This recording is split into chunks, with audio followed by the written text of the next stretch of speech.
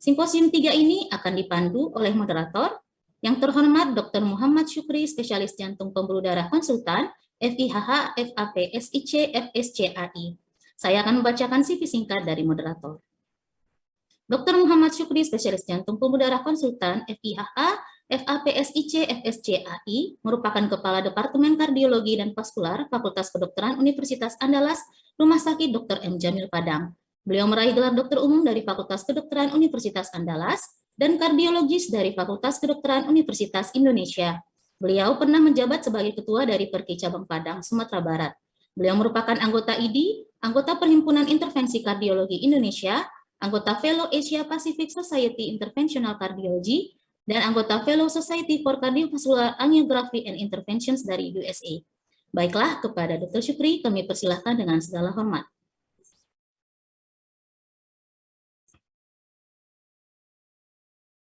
Suaranya lemah. Dokter, masih mute, Dok. Masih mute, Dok. Ya, baik, terima kasih atas introduksinya. Ke depan nanti introduksi yang kedua, yang ketiga, bicara. Jangan terlalu panjang karena waktu kita sempit ya. Baik, terima kasih. Simposium hari ini ada 2 pembicara ya, khusus untuk penyakit jantung koroner ya.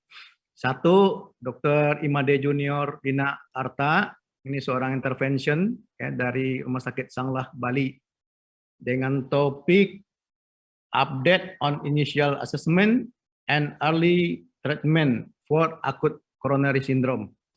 Kita persilahkan Dr. Imade Junior untuk mempresentasikan judulnya ya. Terima kasih. Terima kasih Dr. Syukri. Selamat pagi, salam sehat, salam sejahtera buat kita semua. Pagi ini saya akan membawakan tentang update on initial assessment dan early treatment pada pasien acute coronary syndrome. Ini adalah data dari ACS Registry yang ada 11 center ya. Salah satunya Rumah Sakit Sanglah dan tentunya Pusat Jantung Nasional Harapan kita menjadi motor data registry ini. Ini data dari 2018 sampai 30 Juni 2019 menunjukkan gambaran bahwa STEMI itu ditemukan hampir 48,8%, kemudian non-STEMI 24,1%, kemudian unstable sekitar 27,1%. Dari STEMI ini yang dilakukan reperfusi ada sekitar 65%, dan kebanyakan dilakukan primary PCI sekitar 70,1%, dan fibrinolisis 29,1%. Dari data ini kita bisa tunjukkan bahwa kemampuan rumah sakit kita untuk melakukan suatu reperfusi strategi pada pasien-pasien akut coronary syndrome. Sebagai pendahuluan kita tahu kita mengadop rekomendasi guideline dari ESC 2017 dan ESC 2020 dalam hal terapi farmakologi dan revaskularisasi pasien-pasien sindrom koroner akut. Kita tahu pasien-pasien sindrom koroner akut dalam waktu ke waktu berubah oleh karena adanya trial terbaru dalam hal memperbaiki terhadap morbiditas dan mortalitas pasien-pasien sindrom koroner akut. Tentu dalam mendiagnosis suatu sindrom koroner akut perlu 4 komponen, yaitu karakteristik chest pain, gambaran EKG, dan perubahan daripada AS troponin untuk mendiagnosis suatu sindrom koroner akut. Update dalam STEMI, tentunya kita fokus dalam hal bagaimana menurunkan total ischemic time, terutama dalam hal menurunkan sistem delay, baik dalam hal mendiagnosis, dan melakukan fibrinolisis dan primary PCI yang sesuai dengan time frame. Kemudian fokus dalam non-STACS, kita bisa dalam hal mendiagnosis suatu non-STACS dengan validasi, dengan menggunakan algoritma, kemudian berdasarkan, dan juga dalam hal terapi, antitrombotik membalancing between ischemic risk dan bleeding risk, dan tentunya dalam timing strategi invasif pada pasien-pasien non-STACS.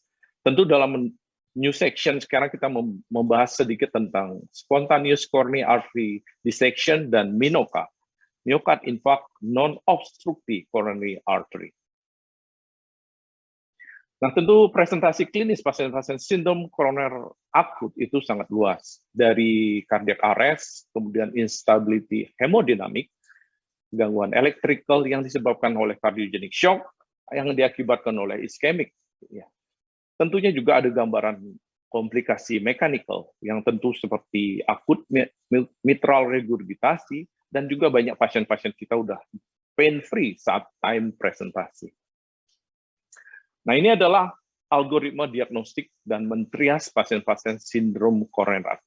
Kita fokus pada 4 setting, ya, 4 komponen, yaitu clinical karakteristik, gambaran EKG, kemudian perubahan troponin pada saat masuk, 0 hours, dan perubahan troponin 1 jam, 2 jam, atau 3 jam. Dari data 4 komponen ini, kita akan bisa mendiagnosis berdasarkan hal ini. Kita bisa menilai low likelihood akut coronary syndrome, apakah high likelihood suatu sindrom koroner akut berdasarkan klinikal yang khas, perubahan EKG, baik itu ST depresi atau ST elevasi, atau perubahan cardiac marker. Dan kita akan melakukan rule-in suatu myocard infarct, sehingga kita melakukan suatu invasive strategi atau primary PCI ke depan. Nah, kita fokus pada akut coronary syndrome pada pasien-pasien dengan ST elevasi myocard infarct, gambaran ST elevasi.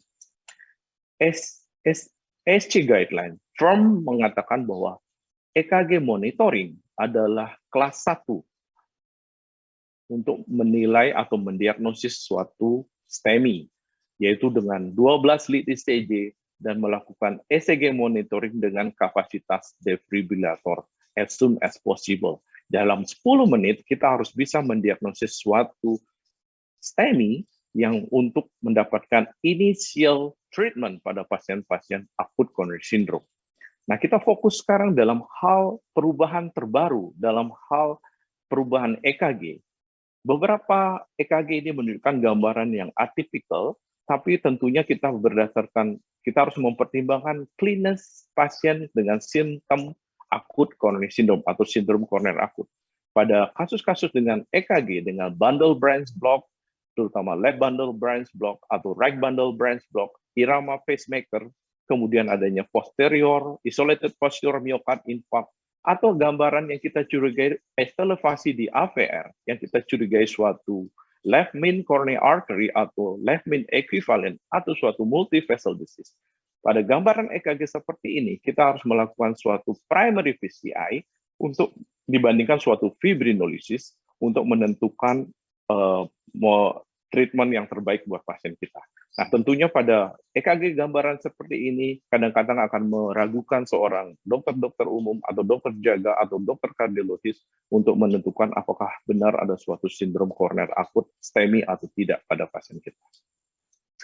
Nah, terapi reperfusi, guideline AHC firm mengatakan bahwa merupakan kelas 1A dalam hal fibrinolisis, reperfusi treatment pada pasien-pasien dengan STEMI dengan durasi kurang dari 12 jam. Dengan ST elevasi, reperfusi terapi merupakan pilihan utama. Primary PCI dipertimbangkan merupakan strategi yang direkomendasikan dibandingkan fibrinolisis, tetapi melihat time frame yang dianjurkan, yaitu seperti target pada pasien rumah sakit dengan PCI center, kita harus mampu melakukan kurang dari 60 menit. Rumah sakit yang tidak mempunyai PCI center harus mampu melakukan crossing wire kurang dari 90 menit. Tentunya fibrinolisis merupakan kelas 1A pada kasus di mana tidak adanya kontraindikasi absolut ataupun komplikasi absolut pada pemberian fibrinolisis, tapi pada kasus ini merupakan kelas 1A kalau primary PCI tidak bisa dilakukan dalam waktu kurang dari 120 menit. Nah, ini kita akan, sebenarnya ini adalah, pada slide ini, kita bisa menunjukkan bahwa ada 3 skenario pasien-pasien akan datang ke rumah sakit tipe kita. Jadi kita, seperti saya mungkin di rumah sakit tipe A, kita akan harus mampu melakukan suatu primary PCI kurang dari 60 menit dalam waktu wire crossing. Dan yang paling penting adalah dalam hal mendiagnosis, baik dalam ambulan maupun rumah sakit non-PCI center, atau PCI Center, kita harus mampu melakukan diagnosis kurang dari 10 menit untuk mendiagnosis suatu STEMI. Saat kita mendiagnosis suatu STEMI kurang dari 10 menit, kita harus melakukan suatu pilihan. Kapan dilakukan suatu primary PCI strategi? Kalau kita yakin kita mampu melakukan primary PCI kurang dari 120 menit, kita harus merujuk ke center PCI dan harus melakukan reperfusion dengan wire crossing kurang dari 90 menit. Tapi kalau kita tidak mampu melakukan kurang dari 120 menit, kita harus lakukan suatu fibrinolysis strategi. Kita harus lakukan bolus dalam kurang dari 10 menit untuk mencapai, untuk mengurangi morbiditas, time is muscle, jadi target total ischemic time kita bisa kurangkan. Nah, ini adalah rekomendasi pemberian obat-obat fibrinolitik. Yang direkomendasikan adalah kelas 1A, sebenarnya adalah fibrin spesifik seperti teneclase, ateplase, dan reteneplase. Tapi tentunya pada rumah sakit di Indonesia masih banyak menggunakan streptokinase, yaitu dengan dosis 1,5 juta unit yang diberikan dalam 30-60 menit intravena. Apapun itu pilihannya, saya rasa antara fibrinolysis dan primary PCI adalah pilihan pada pasien-pasien STEMI. Tentunya pemberian antiplatelet dan antikoagulan. Pada pasien-pasien yang kita anjurkan suatu primary PCI, pemberian dual antiplatelet baik yang poten maupun non-poten seperti clopidogrel diberikan loading dose sampai 600 mg. Yang poten seperti prasugrel, ticagrelol bisa diberikan loading dose sampai 180 mg atau loading dose pasrugel sampai dengan 60 mg. Tentunya dengan kombinasi dengan pemberian antikoagulan, enoxaparin dengan dosis 0,5 mg per kilogram IV bolus menjadi pilihan pada pasien-pasien yang kita anjurkan primary PCI. Tapi pada pasien-pasien yang tidak not receiving perfusion therapy, hanya berikan dual antiplatelet aspirin dan clopidogrel dengan loading dose 300 mg dan dilanjut dengan 1 kali 75 mg. Jangan pernah lupa tentang kontraindikasi pemberian fibrinolitik. Yang absolut adalah adanya perdarahan intrakranial, stroke intrakranial. Jadi adanya stroke perdarahan, kemudian adanya ischemic stroke dalam 6 bulan, adanya gangguan sistem saraf pusat, neoplasma atau AVM, kemudian adanya riwayat trauma, head surgery, itu adalah kontraindikasi absolut. Gastrointestinal bleeding dalam beberapa bulan terakhir, diketahui ada kelainan darah, kemudian diseksi aorta, atau riwayat fungsi non-compressible seperti biopsi liver atau fungsi lumbal. Itu adalah kontraindikasi absolut pemberian fibrinolitik pada. Dan kita harapkan dokter-dokter umum di emergency atau di ambulan sudah mampu memberikan fibrinolitik atau bolus fibrinolitik sehingga kita bisa mendelay, menurunkan, reduce total ischemic time pasien-pasien STEMI. Nah, kita bisa lihat di sini strategi reperkusi. Jadi ini adalah frame atau pada slide ini bisa menunjukkan pada pasien-pasien STEMI dengan onset 0 sampai 12 jam. Primary PCI superior dibandingkan fibrinolitis merupakan kelas 1A. Namun, fibrinolitis merupakan kelas 1A kalau PCI tidak bisa dilakukan dalam 120 menit. Jadinya pasien-pasien kita dengan STEMI di mana fibrinolisis primary PCI tidak bisa dilakukan kurang dari 120 menit, maka fibrinolisis mandatori dilakukan kurang dari 10 menit. Atau kemudian pada pasien-pasien di atas 12 jam, di mana primary PCI masih merupakan kelas 1 pada pasien-pasien di mana dengan keluhan, simptom, kemudian instabilitas hemodinamik, adanya gangguan aritmia, merupakan pilihan dilakukan primary PCI. Sedangkan primary PCI dipertimbangkan pada pasien-pasien asimptomatik dan stable patient, merupakan kelas 2A. Dan di mana-mana pasien, di mana pasiennya onsetnya lebih dari 48 jam, rutin PCI tidak dianjurkan pada pasien-pasien asimptomatik dan stable patient. Nah, itu adalah penanganan yang terbaru dalam hal pasien-pasien STEMI. Nah, bagaimana dengan sindrom koroner akut, di mana pada pasien dan without ST segmen elevasi, jadi pasien-pasien non-STEA ACS. Ini adalah algoritma 0 hour, 1 hour, atau 0 jam, 1 jam, rule out, rule in algoritma. Kita bisa lihat di sini bahwa pasien-pasien yang kita curigai suatu non-STEA akut coronary syndrome, kita harus melakukan pemeriksaan 0 hour atau 0 jam dan 1 jam. Kalau hasil AS troponin lebih rendah atau sangat rendah, kita bisa lakukan rule out atau tidak adanya perubahan 1 jam setelah dilakukan evaluasi, kita bisa melakukan rule out suatu non-STEA ACS. Tapi kalau kita melakukan suatu pemeriksaan AS troponin yang tinggi hasil pemeriksaan atau moderately, dan setelah dilakukan pemeriksaan 1 jam kemudian terjadi perubahan HS troponin, kita merule in suatu non-STEA ACS. Kenapa kita menggunakan HS troponin dibandingkan konvensional daripada troponin? Kita tahu HS troponin bisa mendeteksi lebih awal kerusakan miokard dibandingkan konvensional daripada troponin. Sayangnya kita tidak semua rumah sakit memiliki HS troponin. Setelah kita melakukan suatu rule in suatu non-STEA ACS, kita bisa memilih apakah kita langsung merujuk ke cardiac, intensive care untuk melakukan suatu invasive strategi atau melakukan ekokardiografi.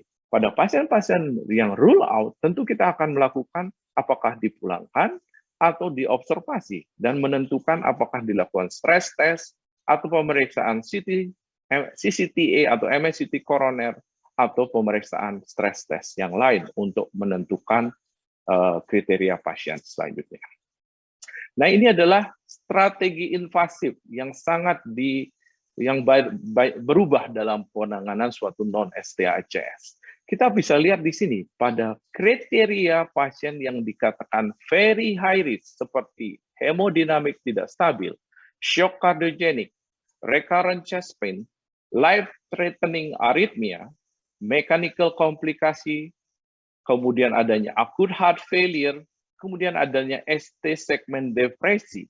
Ini harus dilakukan suatu immediate invasive strategy, yaitu kurang dari 2 jam. Pada pasien-pasien yang high risk dan established non-STEMI diagnosis, ada dynamic STT changes, kemudian riwayat resusitasi cardiac arrest, kemudian Grace risk score di atas 140, kita harus melakukan suatu invasive strategi, yaitu kurang dari 24 jam. Bagaimana pada pasien dengan non-PCI, pada rumah sakit non-PCI center? Tentu dengan pada kriteria very high risk, rumah sakit pasien ini harus segera dirujuk ke rumah sakit yang ada PCI untuk melakukan immediate invasive strategi kurang dari 2 jam. Pada pasien dengan kriteria high risk, harus dirujuk untuk melakukan early invasive strategi kurang dari 24 jam. Bagaimana? Ada pasien dengan low risk kriteria, artinya tidak masuk salah satu kriteria daripada high maupun very high risk. Pada kasus-kasus low risk, kita bisa lakukan stress test atau CCTA untuk menentukan atau merestratifikasi pasien yang low risk. Nah, ini adalah dasar kenapa dilakukan suatu invasive strategi. Beberapa dekade ini adalah penelitian-penelitian membandingkan antara invasive strategi dibandingkan delay invasive strategi. Ternyata tidak ada perbedaan antara invasive strategi dan delay invasive strategi. Namun, pada pasien-pasien dengan profil risiko yang tinggi, mempunyai benefit yang sangat baik dalam hal invasive strategi dibandingkan non-invasive strategi. Jadi berdasarkan profil individual, pasien-pasien berdasarkan very high risk, mempunyai benefit lebih baik terhadap mortalitas pasien untuk penanganan dengan invasive strategi dibandingkan tanpa invasive strategi.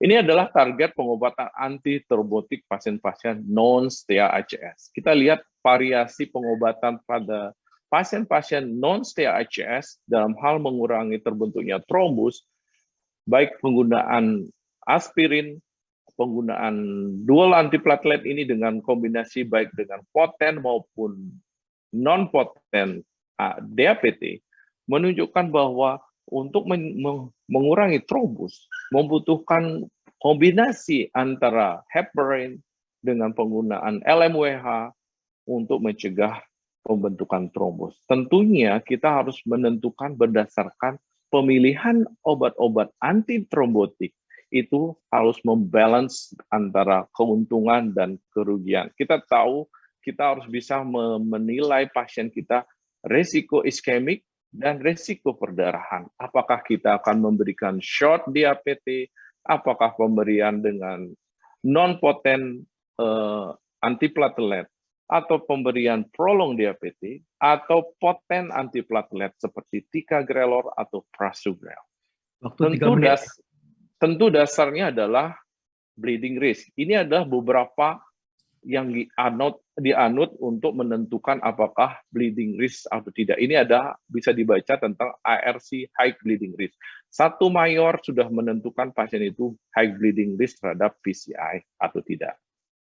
Ini adalah faktor intrinsik dan ekstrinsik untuk pemilihan antitrombotik terhadap durasi obat, treatment durasi, choice obatnya untuk membalancekan antara iskemik dan bleeding risk.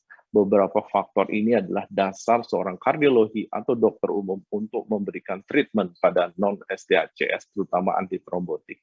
Nah, algoritma ini kita fokus, kita bisa lihat dalam penanganan pasien pemberian antitrombotik, kita bisa resiko perdarahan menjadi faktor mutlak untuk menentukan pemberian dual antiplatelet apakah dengan poten atau tidak. Apakah kita mau extended pemberiannya berdasarkan iskemik risk-nya. Apakah kita kombinasikan yang terbaru berdasarkan guideline, pemberian aspirin dengan rivaroxaban, itu menjadi pilihan pada yang iskemik risk-nya yang tinggi. Nah, ini saya bahas sedikit tentang diagnosis dan treatment pada non-STACS yang berhubungan dengan spontaneous coronary artery dissection. Kita bisa melakukan berdasarkan algoritma ini, kita bisa lihat apakah obstruksi dan mengganggu aliran flow daripada koroner.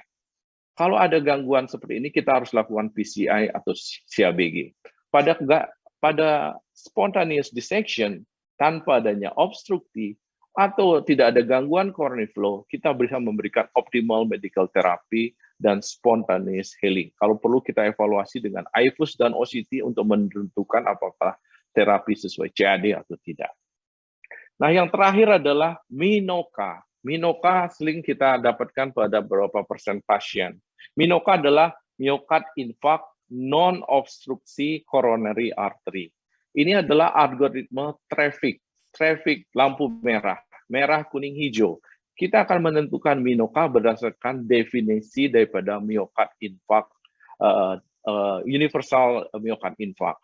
Jadi kalau kita menentukan sudah berdasarkan klinikal yang khas, kemudian kita menentukan apakah perlu dilakukan suatu IFUS, intracoronary functional test untuk menentukan apakah terjadinya suatu spasme atau MVD, microvascular disease, atau penyakit adanya ruptur plak atau erosi.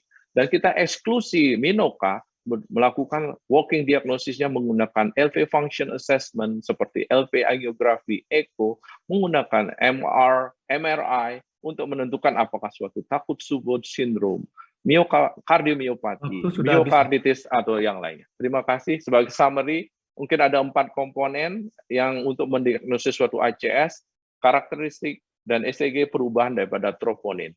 Pada STEMI kita harus bisa mereduce total ischemic time.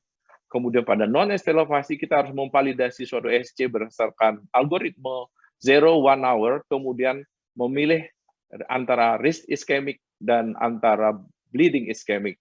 Kemudian menentukan timing invasive strategi yang paling bermanfaat pada pasien-pasien berdasarkan profil risk daripada pasien kita. Terima kasih, selamat pagi, semoga bermanfaat buat semuanya. Terima kasih, kembalikan ke moderator.